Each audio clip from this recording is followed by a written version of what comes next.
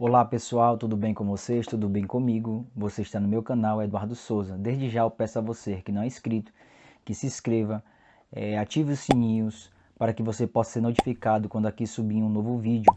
E você que é inscrito possa curtir, comentar, compartilhar para que a plataforma YouTube entenda que esse vídeo tem alguma relevância. Geralmente nós escutamos essa pergunta: por que as igrejas elas não são unidas? Geralmente quem faz essa pergunta ou faz com sinceridade ou em forma de crítica, né? Querendo criticar, querendo dizer que se realmente existisse uma verdade absoluta, as igrejas não eram divididas, elas não seriam divididas, pelo contrário, elas seriam unidas, né? Mas a pergunta que nós fazemos é: será que esse verdadeiramente é o critério para nós dizermos ou não se a igreja é verdadeira, se existe uma verdade absoluta? Será que esse é o motivo pelo qual nós deveríamos não acreditar, né, na verdade de Deus, porque as igrejas são divididas? E diante desse questionamento, a gente também faz outros questionamentos. Por exemplo, será que todos aqueles que se dizem ser igreja são verdadeiramente igreja? Será que só porque um povo está ali, só porque uma comunidade está ali com pregações, louvores, Bíblia Sagrada, né, tem ali o seu templo, será que também nós podemos considerar a igreja? Então, qual é o critério, né, para a gente considerar que uma comunidade verdadeiramente é igreja? Para mim, né, e para muitos outros também, o primordial critério é as Sagradas Escrituras.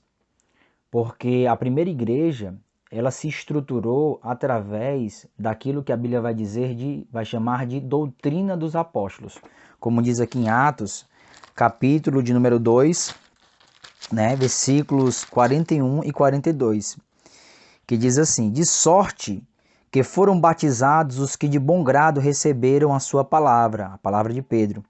E naquele dia agregaram-se quase 3.000 almas, e perseveravam na doutrina dos apóstolos, e na comunhão, e no partir do pão, e nas orações. Veja, a primeira coisa que eles perseveravam era na doutrina dos apóstolos. Ou seja, era através dos ensinamentos, pelos ensinamentos dos apóstolos, né, que eles eram identificados como igreja verdadeira, igreja genuína.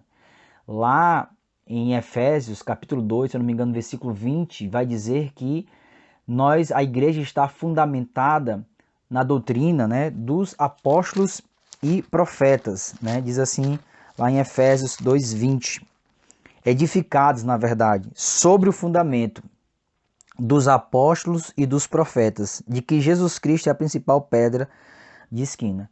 Então, o fundamento, a estrutura da igreja, ela se baseia na doutrina dos apóstolos. Então, o critério para nós, né, definirmos se uma igreja ela é verdadeira ou não, é se ela está fundamentada na doutrina dos apóstolos. É a primeira coisa, digamos assim, a ser considerada. Será que aquela igreja ela está pregando a doutrina? Então, a doutrina dos apóstolos, né, as Sagradas Escrituras, elas vão ser o crivo para que nós possamos julgar se algo está certo ou se algo está errado. Quando dizemos isso, que as escrituras sagradas, elas são o crivo, elas são o fundamento, aí as pessoas já alegam: não, mas existem várias interpretações da Bíblia. Existem, cada um interpreta do seu jeito. Mas será também que nós podemos interpretar a Bíblia segundo como nós queremos, segundo o meu bel prazer? Também não. Nós temos que fazer diferenciação de uma coisa. Uma coisa é o livre exame. Todos podem ter esse livre exame. Todos podem examinar a Bíblia. Outra coisa é a livre interpretação. Aí, nesse caso, nós não podemos interpretar segundo o nosso bel prazer. Por quê? Porque se nós afirmarmos isso e cada um tem a sua interpretação, nós vamos estar alegando que a Bíblia existe contradições. Porque um pode afirmar uma coisa e o outro pode afirmar outra coisa totalmente diferente. Então, na Bíblia não existe contradições. Na Bíblia, ela é inerrante, ela é infalível. Por quê? Porque a verdade que está contida, a verdade que é a palavra de Deus, ela não tem contradição. Ou seja, o que ela diz no começo, ela é coerente no meio e coerente no final dela. Então não existe esse negócio de dizer que existem várias interpretações, existe uma única interpretação, né? Agora, que o que pode aqui é ter várias pessoas examinando, todos podem examinar, mas só que a verdade ela é só uma. Então não existe esse negócio que todos, né,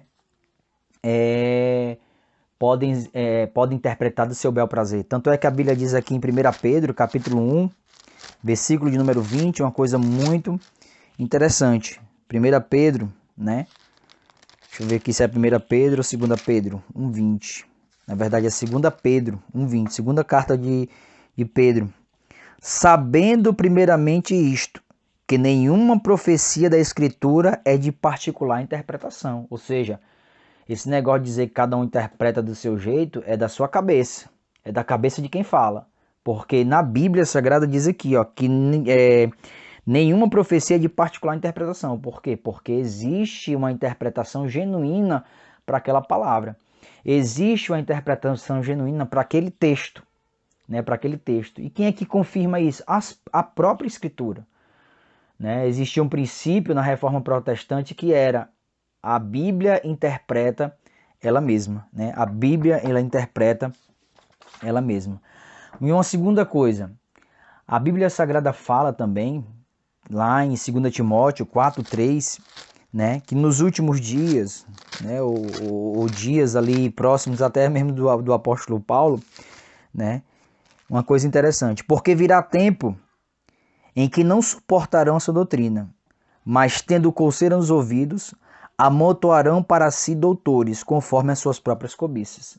Então, um dos motivos que nós podemos alegar que existem várias denominações é justamente esse, em que as pessoas elas não suportam ouvir essa doutrina, não suportam ouvir a doutrina genuína. Então, como não suportam, o que é que elas fazem?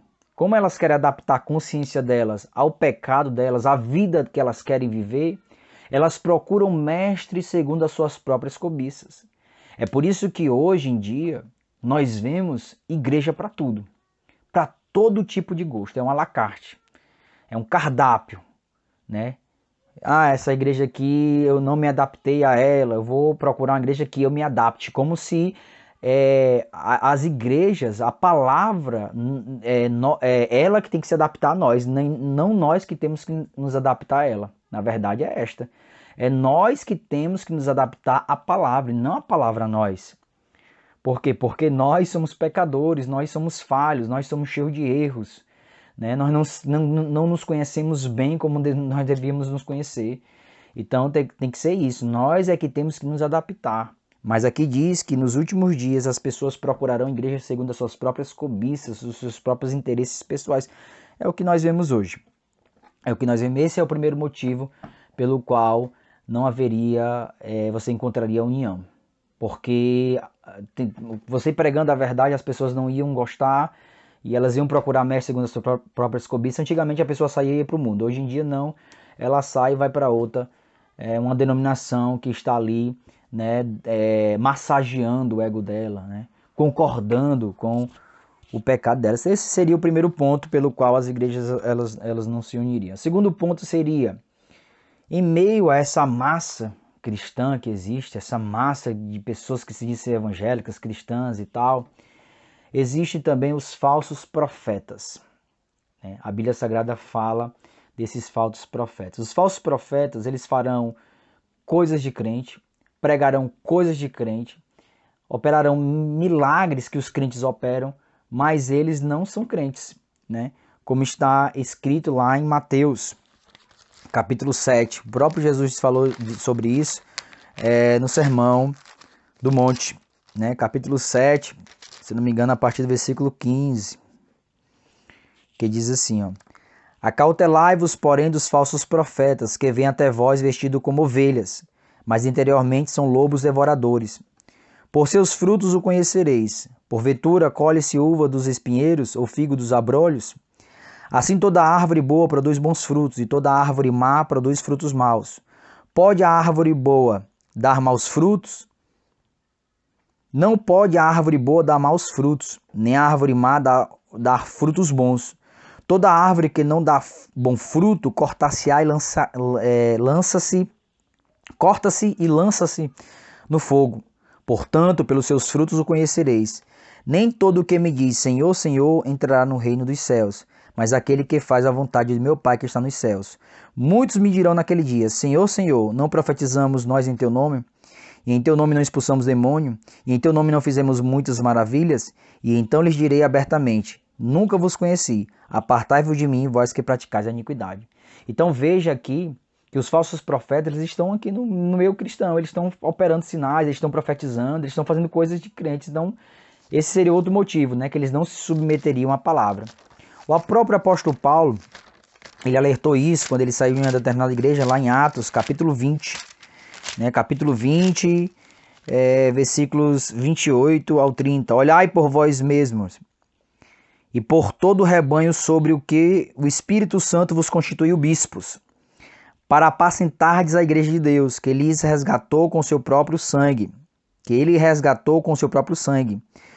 Porque eu sei isto, que depois da minha partida entrarão no meio de vós lobos cruéis, que não pouparão o rebanho, e que de entre vós mesmos se levantarão homens que falarão coisas perversas, para atraírem discípulos após si.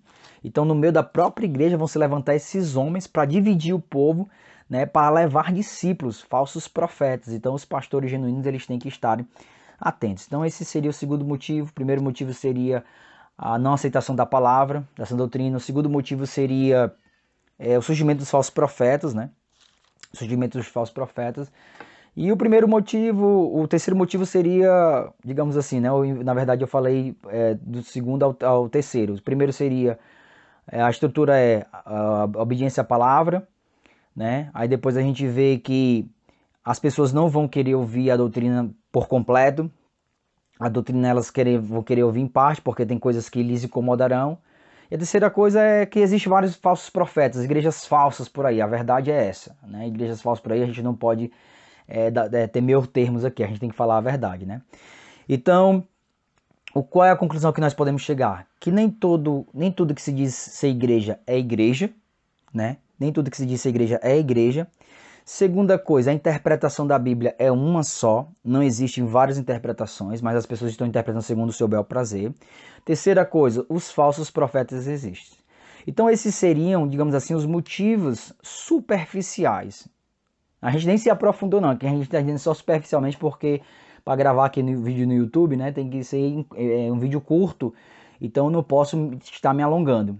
Mas só através destas coisas aqui que eu falei, né, da falta de perseverança na doutrina, o incômodo de ouvir essa doutrina e a questão dos falsos profetas, esses já são motivos suficientes para nós acreditarmos que não existe esse negócio de unir as igrejas. Ou você está numa igreja verdadeira, ou você está numa igreja falsa. Ou você está na igreja verdadeira. Igreja verdadeira existe? Existe. A igreja verdadeira ela existe, né? Porque Jesus nos prometeu estar conosco todos os dias até a consumação do século. Então, se eu não acreditar na igreja verdadeira, eu tenho que acreditar que Jesus Cristo faliu no seu projeto, e nós não cremos disso, que Jesus Cristo tenha falido. Pelo contrário, ele está presente no meio da igreja, ele está sustentando a igreja verdadeira. A igreja verdadeira ela se baseia na palavra, o crivo dela é a palavra, ela vai até as últimas consequências com aquilo que está escrito na palavra, né? Por isso é que nós acreditamos numa união, não superficial, mas numa união segundo as Escrituras sagradas, né? Uma união segundo o que está na Bíblia. Você quer se unir? Quer? Então vamos aqui para a Bíblia Sagrada. Então vamos deixar ela nos crivar, vamos deixar ela nos moldar, vamos ver nela como é que a igreja se estrutura, quais são os limites da igreja. Então as Sagradas Escrituras, meus amigos, elas estão aqui para que nós possamos ter parâmetro, né? Então o meu vídeo é esse. Depois eu posso fazer mais vídeos sobre o assunto, né? Mas que você possa, como eu já pedi, para curtir, quiser fazer perguntas aí nos comentários, você faça, tá certo? Compartilhe esse vídeo aqui. Eu falei superficial, mas vamos dizer assim, eu falei só a parte inicial, né? Do que nós podemos considerar a igreja, nós podemos considerar o motivo pelo qual as igrejas não têm como andarem unidas nesse sentido, né? Porque vai chegar uma hora do choque, vai chegar a hora do embate e vai ser através das Sagradas Escrituras, tá certo? Então meu vídeo é isso, curta assim, que você possa curtir, comentar, compartilhar e se não é inscrito, se inscreva. Até a próxima, que Deus possa abençoar a sua vida.